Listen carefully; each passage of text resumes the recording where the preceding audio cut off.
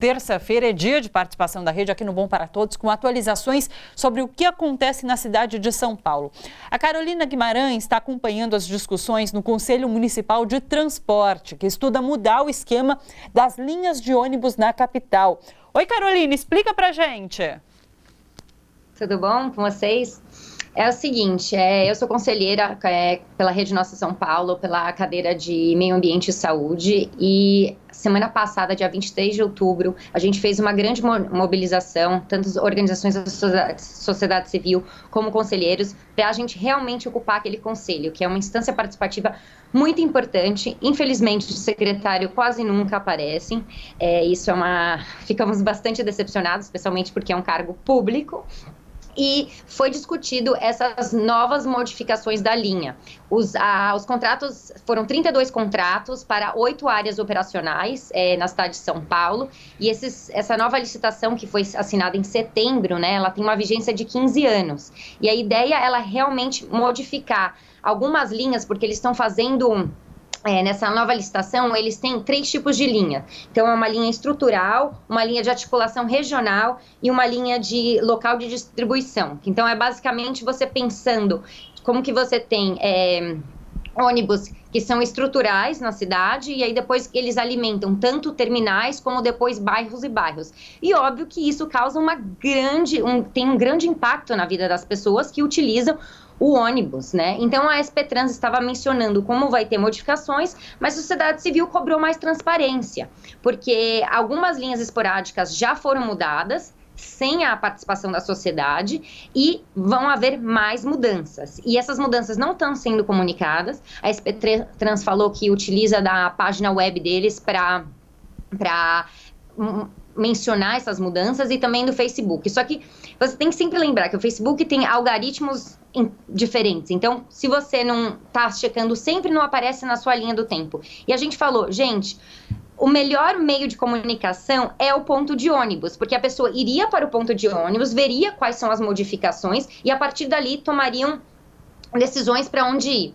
O tema também é que a gente tem que pensar em pessoas com dificuldade de locomoção e cadeirantes, porque muitas vezes estão pondo o ponto de ônibus ainda mais longe, que vai ser o tema de ônibus de bairro. Então, algumas vezes, quando você pensa em racionalização, você tem a mentalidade muito de eficiência, mas você não pensa que as pessoas que moram mais longe, elas têm que fazer muito mais baldeações. Então, é um processo complicado, é um processo que deveria ser experimental, aos poucos, e considerando os feedbacks, né, da população para ver se está funcionando ou não. Eu acho que uma coisa que é interessante, que vale a pena mencionar, são os códigos, né? Então, os ônibus, eles têm diferentes cores. E pelo menos isso não vai mudar, que eu acho que é importante para as pessoas reconhecerem qual que é o meu ônibus, qual que é a minha cor, para que região ela está indo. Então é um processo que está evoluindo, a sociedade civil está tentando pedir mais transparência, um plano de comunicação, tanto virtual como presencial, para conseguir abordar tanto pessoas da terceira idade, como pessoas jovens. E a gente ainda não sabe, a gente ficou de receber uma resposta, os conselheiros, e começar a divulgar. Carolina, esse de qualquer forma é um plano que extrapolaria essa gestão, não é só dessa gestão, é algo que passaria a valer numa próxima gestão, por exemplo. Sim, eles falaram que as mudanças ocorreriam nos primeiros anos, então provavelmente a próxima gestão, que é 4 anos, então não só essa, mas a próxima, e aí duraria por 15 anos. Eles falam que vai ter uma cobertura maior, mas aí a gente não sabe como que vai ter essas modificações. Mas sim, é um processo que vai ser contínuo.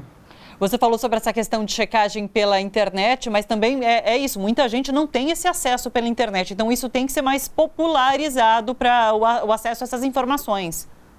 Exato, e ter pessoas também, por exemplo, em terminais, falando com a população, explicando, mencionando, até porque a gente sempre tem que lembrar que a gente paga caro, a gente é cliente, né? Então, a gente precisa dessa informação também para utilizar, e eles também precisam de passageiros, né? Então, eu acho que é importante, especialmente quando a gente tem agora muitas pessoas utilizando cada vez mais transporte por aplicativo, né? Então, se você causa essa dificuldade, as pessoas acabam vendo menos incentivo para utilizar o ônibus. E aí a gente está dando um tiro no pé do transporte público e da mobilidade urbana como um todo para a cidade de São Paulo. Então, a gente está pedindo comunicação, transparência e a gente vai continuar monitorando.